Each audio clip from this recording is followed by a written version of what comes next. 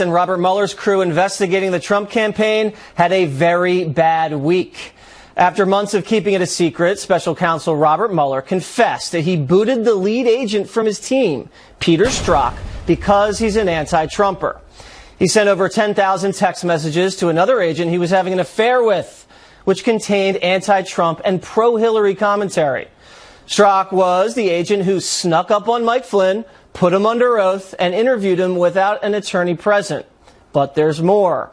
Strzok also top investigator in the Hillary Clinton email probe. He interviewed Hillary, who was not put under oath, with her attorney, and then softened the language in Comey's draft letter exonerating her, changing the description of her actions from grossly negligent to extremely careless. Gross negligence is criminal, extremely careless is not. Strzok is also believed to have been connected to the Clinton-funded fake Russian dossier on Donald Trump. More on that later. Mueller's other lieutenant also caught sending anti-Trump messages. Andrew Weissmann, who gave thousands of dollars to Obama and the DNC, sent an email praising Obama DOJ holdover Sally Yates for refusing to enforce President Trump's travel ban. Quote, "I am so proud and in awe. Thank you so much. All my deepest respects." Wall Street Journal also reported Weissmann attended Hillary Clinton's election night party in Manhattan. Then there's Jeannie Rhee, another prosecutor picked by Mueller to investigate Trump-Russian matters. Here's her background. She's a Clinton donor who represented the Clinton Foundation and represented Hillary herself in the email investigation. She also represented top Obama official Ben Rhodes in the Benghazi cover-up investigation. Wow. Fair and balanced. But it gets worse. Obama DOJ holdover Bruce Ohr was just demoted after it was uncovered he met secretly with the foreign agent who Hillary paid to concoct the fake Russian dossier, and met with the president of the firm Hillary paid to produce the dossier. So what's going on here? Joining me now, former chair of the House Oversight Committee and Utah Congressman, Fox News contributor Jason Chaffetz. So, Chaffetz, this Mueller dream team looks like a nightmare now. What do you think? There is a major systemic problem within the Department of Justice, this deep state that we've been talking about. It's blossoming before our very eyes as we see the reality of how this investigation into Trump and the dossier and Hillary Clinton really went down. You had some highly partisan people who wore it on their shirt sleeves and didn't necessarily put a blindfold on and looking for justice. So do you think the investigation into Trump-Russia matters is completely corrupt now, beyond repair? And if so, what's to be done about it? Well, what you really need is Devin Nunes, who's the chairman of the House Intelligence Committee, and Trey Gowdy, who also is the chairman of the committee that I used to chair, the Oversight Committee. Trey is also on the Intel Committee. They have been asking for access to personnel and documents for months on end. Yeah, but they've been stonewalled by the FBI and the Justice Department. They're not cooperating with any of the congressional investigators, which is very, very suspicious, because I don't see any reason why they can't get along. Now, one of your other former colleagues from Ohio, Jim Jordan, really, I think, pulled the thread on this whole conspiracy the other day. During the hearing with Wray, the FBI director, he concocted this theory, which I think is true. Peter Strzok, this anti-Trump guy on the Mueller team who was just, kicked over to an HR office, he was the one that took the Hillary Clinton-funded fake Russian dossier, used it in applying for the wiretap in the FISA court, and it was granted based on the fake information, which was then used to spy on the Trump campaign. If that's true, if Hillary Clinton paid for the paperwork that was used as justification to spy on Trump that started this whole investigation, that's huge. Or as Trump would say, huge. It is. It's not only a concern that the Clinton campaign paid for it, but maybe the FBI also paid for what was also used in the campaign. Right. It's a very viable theory that needs to be looked at in its depth. Jim Jordan is a very responsible member of Congress. He wouldn't just make that up. I think he has some deep-seated reasons as to why he specifically asked that. Also, some of your former colleagues misbehaving. This in the Senate, Al Franken resigned. We think, we're not sure. Here's what he had to say on the Senate floor. Go ahead. Some of the allegations against me are simply not true. Others I remember very differently. I am announcing that in the coming weeks, I will be resigning as a member of the United States Senate. I, of all people, am aware that there is some irony in the fact that I am leaving while a man who has bragged on tape about his history of sexual assault sits in the Oval Office. All right, so we're going to get to the more Trump contrast in a second. But let me ask you first, when you were in the halls of Congress, were you hearing things? Was this a problem, sexual harassment? I know a lot of young people go right after college and work for congressmen. What was your take on the whole situation? Well, I don't want to cast dispersion on everybody, but there was always somebody doing something stupid somewhere. And there are some people that shouldn't work in Congress, and they shouldn't even work at a Chuck E. Cheese. And so did you know about this? Were you aware of the rumors when you were serving?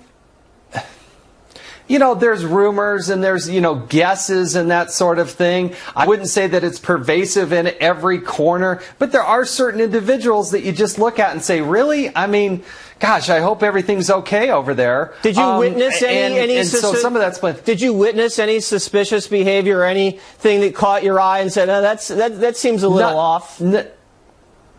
Yeah, no, nothing directly where you think, oh my gosh, he shouldn't be touching her that way or shouldn't be talking to her that way. But, Washington, D.C. is in large part run by 20-year-olds. You have a lot of young people early in their careers. You've got thousands of interns going around. And then you got members of Congress who leave their families for weeks on end. And that seems to be a recipe for...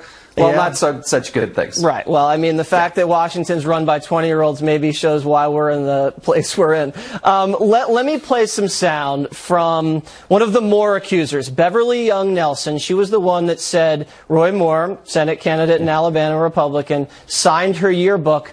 Turns out there was more to the story. Here's ABC News. Beverly, he signed your yearbook. He did sign it. And you made some notes underneath. Yes. Okay, so the story is, and I'll give you 30 seconds to break this down, he allegedly signed the yearbook, but then she wrote a bunch of annotated things underneath it, and now her whole allegation is thrown into question. This election's right around the corner. What do you think? It goes to the credibility. The fact that the story initially came out 4 days after he wins the primary. Now we hear days before, and they're finally admitting, hey, maybe everything that was written as we presented, that wasn't necessarily true. You've got people in Alabama that get to be the judge and jury here and make a decision come Tuesday night. Yeah, well, voters will decide. Congressman, thank you very much. Yep. Coming up, campus craziness of the week. Well,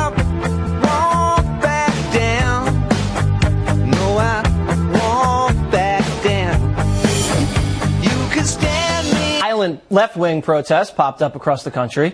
The FBI has now officially launched an investigation surrounding Antifa. Ground zero for Antifa, UC Berkeley, where the former president of the College Republicans is suing Antifa activist Yvette Filarka, who was caught on tape randomly hitting an opposing protester. Watch this. Are these people getting good? Hey, Dave, we don't have a speech. Here you go, boy. Hey, say we should guys. Come here now. Stop our streets! Stop our streets! Sir, please. Protest. Please,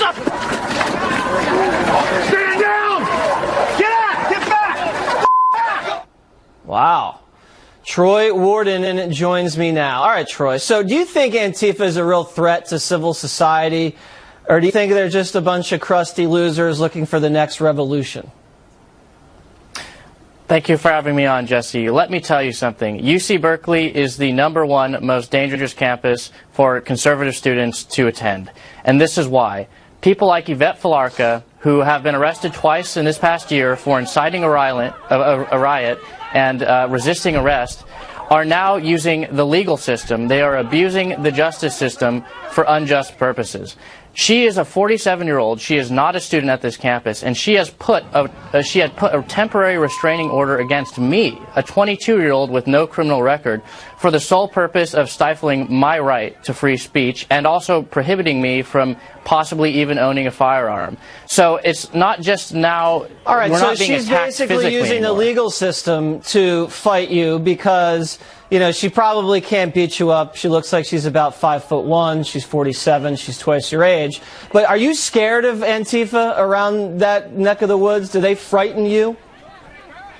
Absolutely. These people are willing to go out and destroy our private property and also punch us.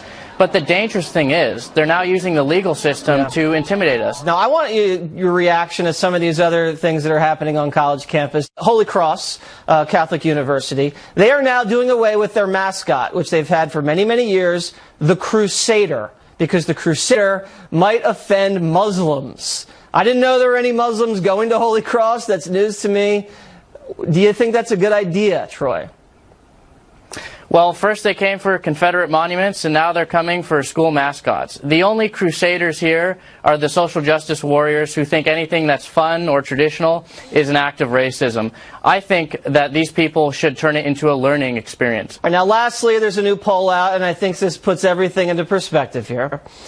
2% of young Americans think the term snowflake is unfair.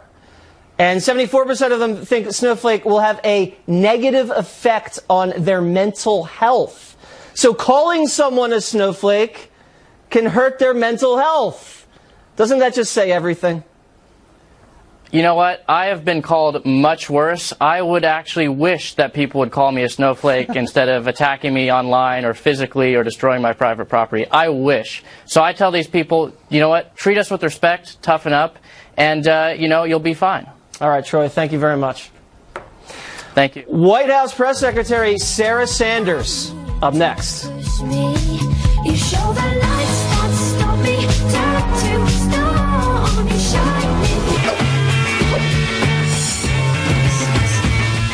Waters World would like to welcome White House Press Secretary Sarah Sanders. Now, Sarah, I'm going to pretend like I'm a White House correspondent, and I'm going to ask you to comment on stories that caught my attention this week, which you probably did not hear in the briefing room. Here we go. We begin with gold medal skier Lindsey Vonn, who's acting like a bad sport this week. Roll it.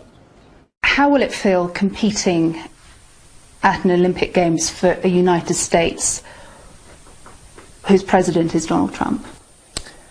Well, I hope to represent the people of the United States, not the president. You know, I want to represent our country well, and I don't think there are a lot of people currently in our government that do that.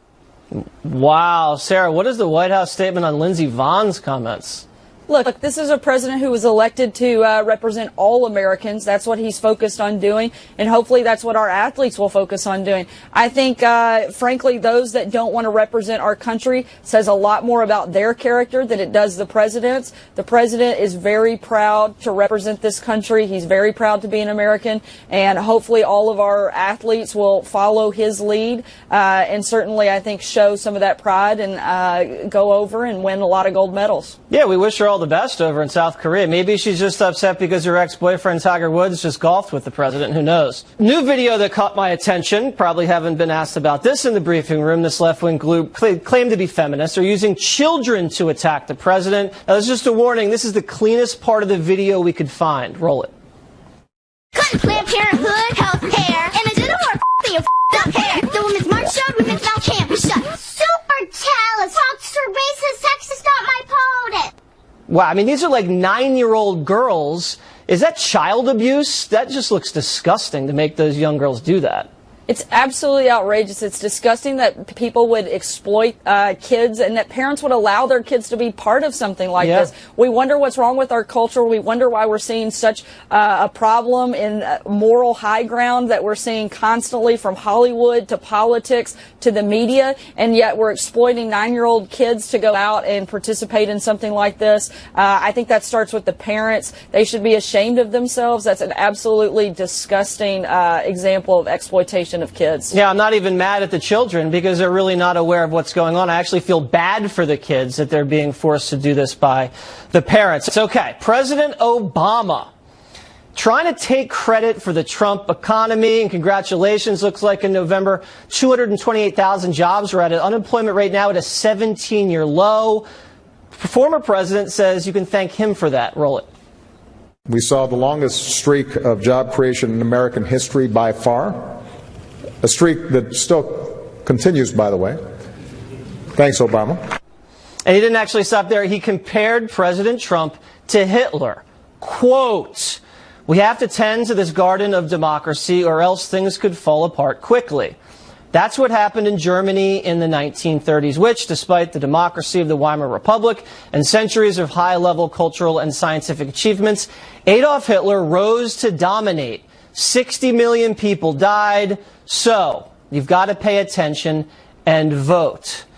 Let's just take this one step at a time because it makes me very angry. Just start with the economy first. They said the President Trump was going to crash the economy. Now it's doing really well, and they think it's Obama's credit. I think it's laughable that President Obama thinks he has anything to do with the success of where the economy is right now. The economy was just over 1% GDP when President Trump took over, and it has just gradually gone up. We expect it is possible to hit 4% GDP by the first quarter next year.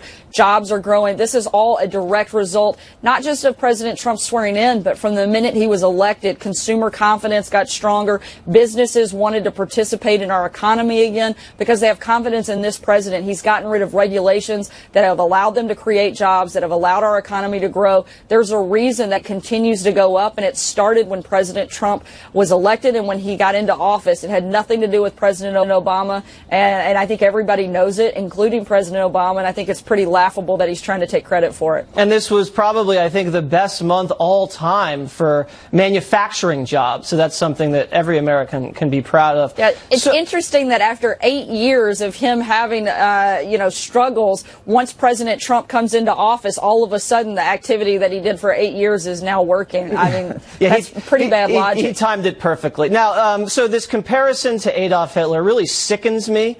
I thought more of President Obama. I didn't think he'd stoop to that low. I think he's probably bitter because his legacy is being dismantled. But to compare, someone, your colleague, there's only a few people that hold that position. To compare him to a genocidal war criminal is just disgusting. It's very surprising. I'm with you. I wouldn't have thought that President Obama would have gone that direction. Certainly something I don't think that any of us would have expected. Hopefully he'll see the damage a comment like that makes and withdraw that type of comparison. Not only is it an outrageous comment to make, but it's just completely factually untrue and just very inaccurate. And so hopefully the president will see that and President Obama will withdraw that comment. All right, Sarah, thank you very much and Merry Christmas. Thank you, Jesse. Merry Christmas. Up next, Fox News Fun and Games.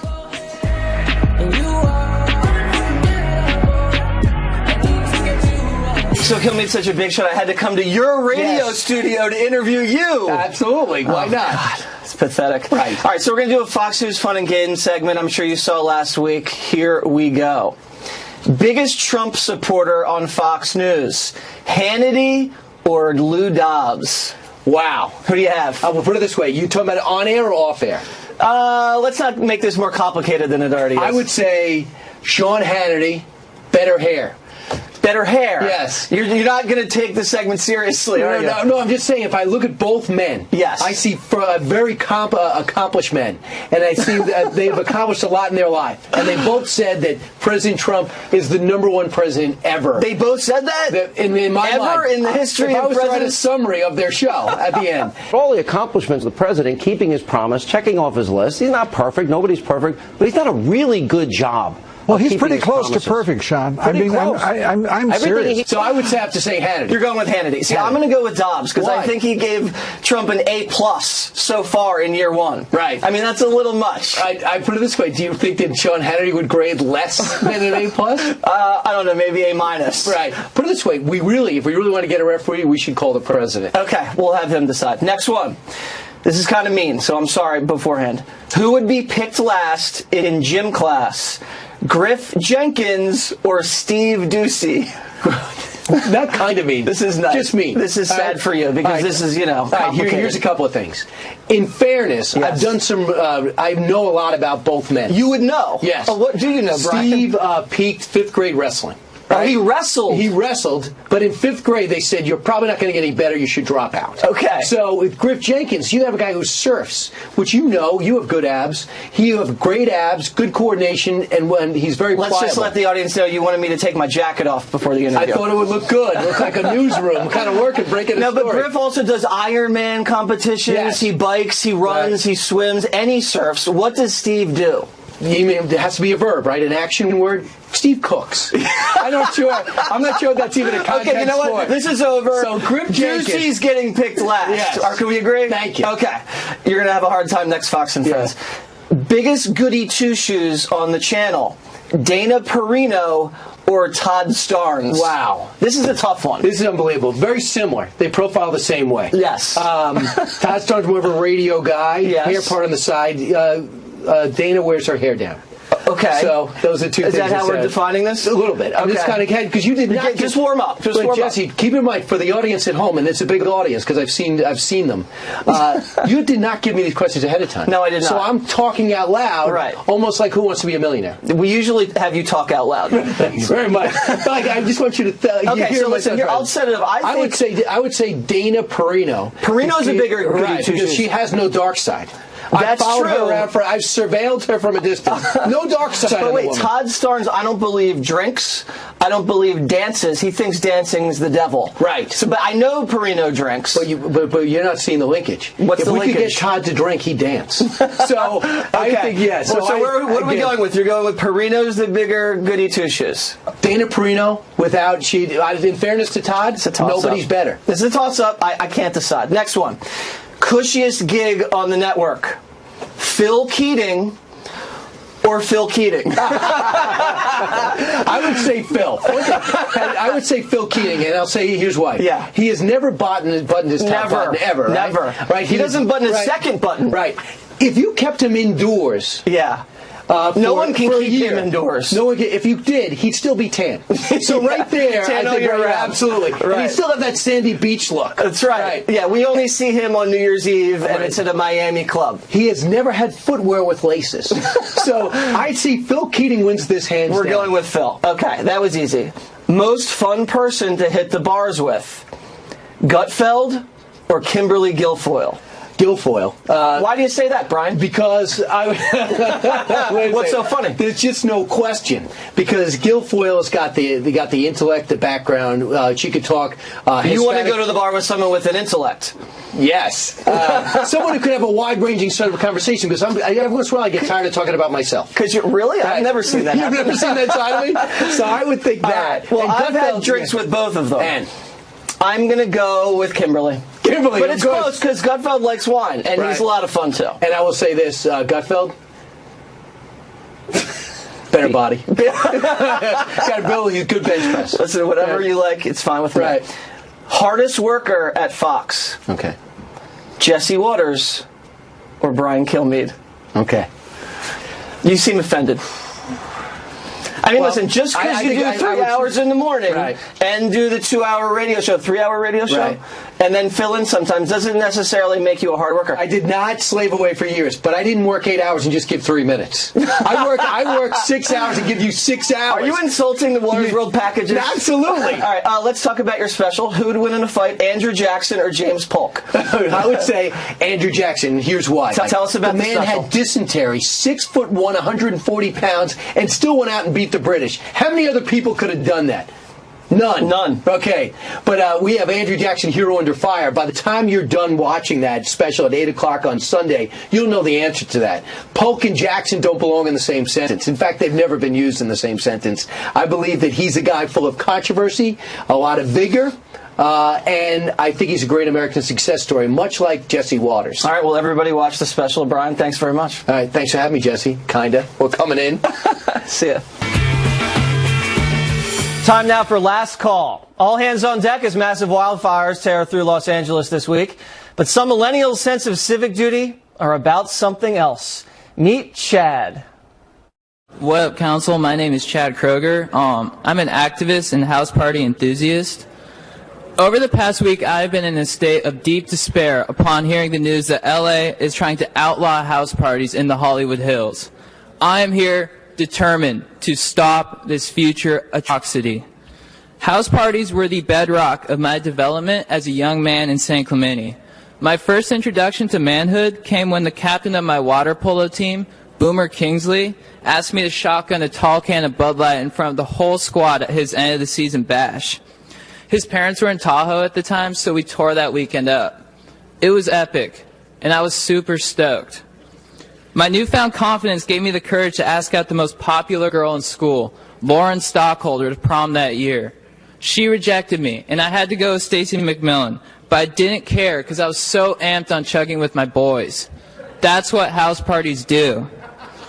Raging at house parties is the truest way to party. Next speaker, please come. Oh, that's all for us tonight. Be sure to follow me on Facebook, Instagram, and Twitter. Justice with Judge Janine is next. And remember, I'm Waters, and this is my world.